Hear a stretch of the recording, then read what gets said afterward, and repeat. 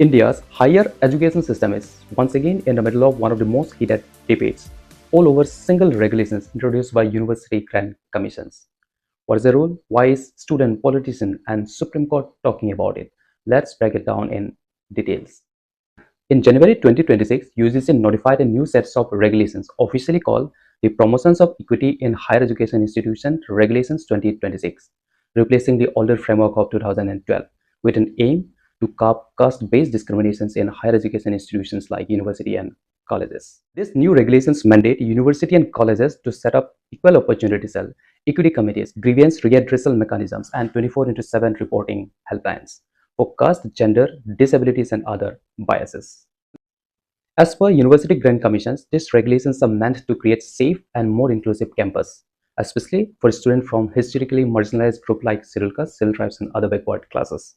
Because reported cases of caste-based discrimination has been rising in the recent years, and UGC argued that a stronger mechanism was very much needed to deal with such kind of discrimination in the university or colleges campus. Almost immediately after the rules were notified, the regulations sparked widespread controversy and protest across India.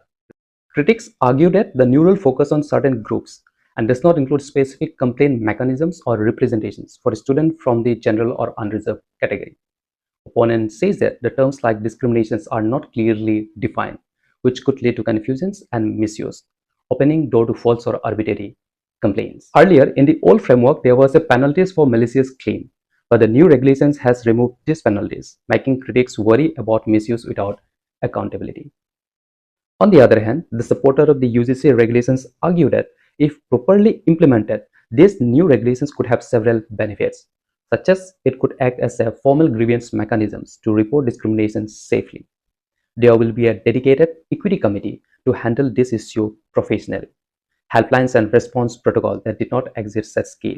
Apart from that, inclusions of ST, SC, OBCs, gender minorities, and persons with disabilities under broader anti-discrimination law.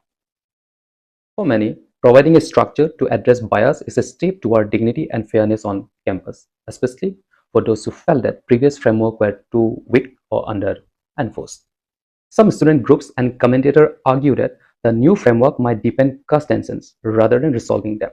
Besides that, the critics also says that the systems like mandatory committee, reporting system, and oversight could interfere with how universities govern their own internal affairs.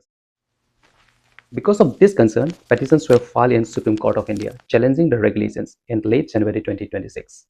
The court stated the implementations of key part of this rule, saying the language was vague and could be misused and various issues required deeper legal scrutiny. The UGC regulations remain in legal limbo for now, and discussions between policymakers, student, and court will continue.